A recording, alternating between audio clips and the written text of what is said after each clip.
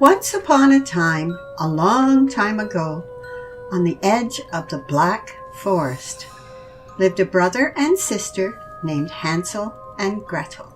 Father did not have much money, so the roof of their house was made from scrap tile, and, as a result, it was many different colors.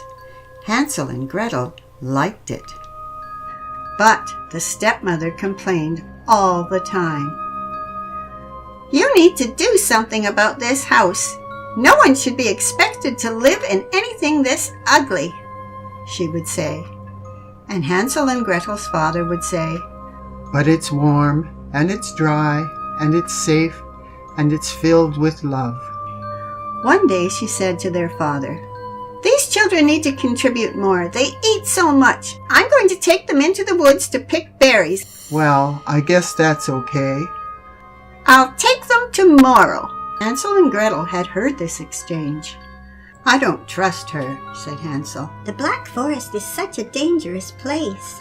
When everyone was asleep, Hansel crept out of the house. There he picked up every shiny white crystal rock he could find.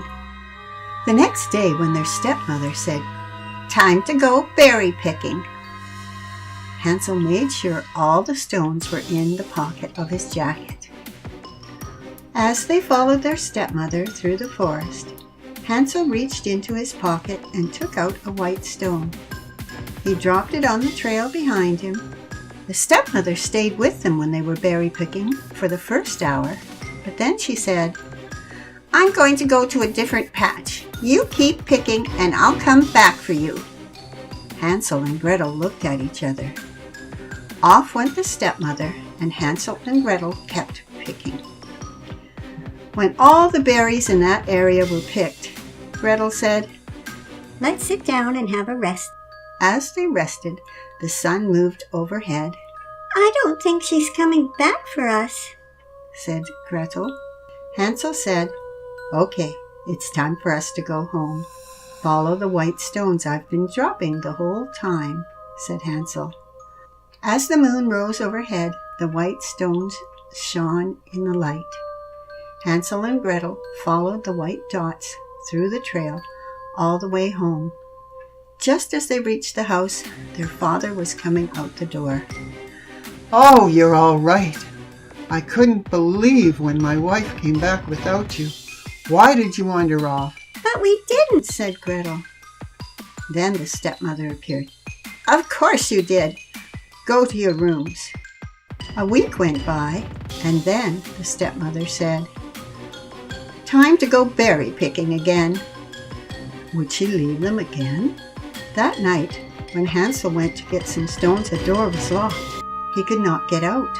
Again they went berry picking, and again the stepmother said, "I'm going to go to a different field. You stay where I put you." And again she did not come back. "I guess it's time for us to follow the stones home," said Gretel. "Well," said Hansel, "I couldn't get any stones, so this time I tore up my sandwich and left breadcrumbs." "I don't see any," said Gretel. "The birds and the wild animals have eaten all the breadcrumbs." As they wandered through the forest, it became thicker and darker and stranger. "I don't think we've been this way before," said Gretel. "Look," said Hansel, "there's a tree and a rock. We can spend the night in between those two. It'll be like a little cave for us." The next morning, Hansel said, "Let's try to find our way home." "I don't want to go back the way we've come," said Gretel. "We know that's the wrong way." "But the woods are very thick here," said Hansel. They broke through the thick forest and discovered the path continued on the other side. As they walked, Hansel said, "I think I see a house." "Hooray!" said Gretel. "Someone will be able to help us." "Look! There's a beautiful sparkling pathway. Wait a minute. What is this made of?"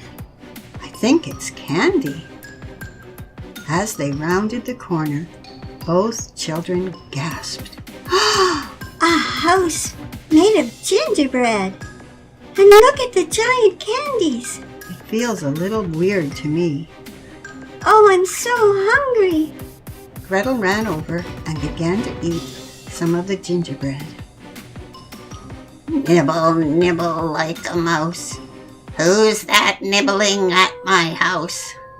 Oh no, I'm in trouble now, said Gretel. Out stepped an old woman. Hey, hello, dearie. What are you doing out here in the forest? Where's your parent? We're lost, said Gretel.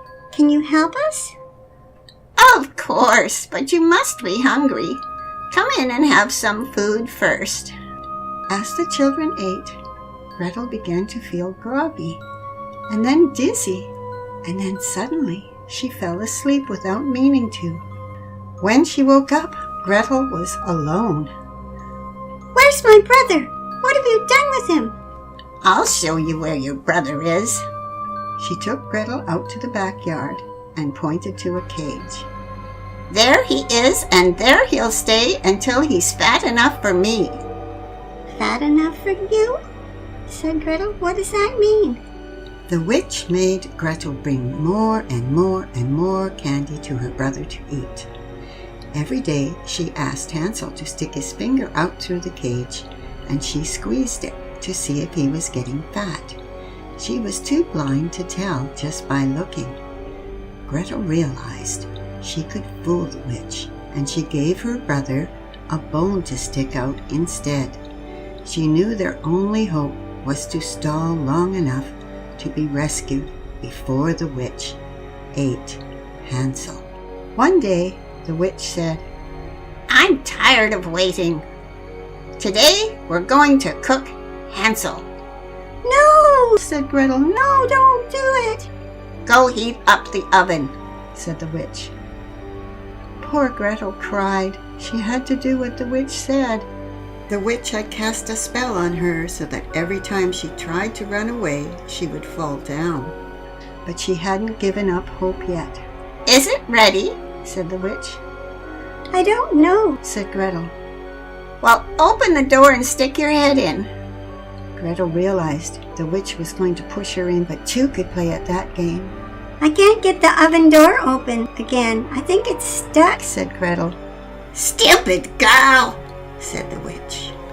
The witch opened the oven and leaned in, but Gretel ran up behind and pushed her in. Then she found the cage key and freed her brother. They searched the house and found a chest of jewels and gold.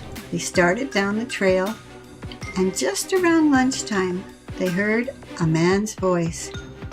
Hansel! Gretel!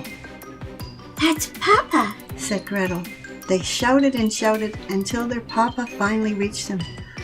Oh, I found you at last. I've been looking every single day for you. She left us, said Gretel. She never came back. I thought as much, said Papa. She's never going to be part of our lives again. Come home, my poor children. You must be starving. Well, Gretel is, but I'm a little fat, said Hansel. How did that happen? said Papa. It's a long story, said Gretel. They all went home.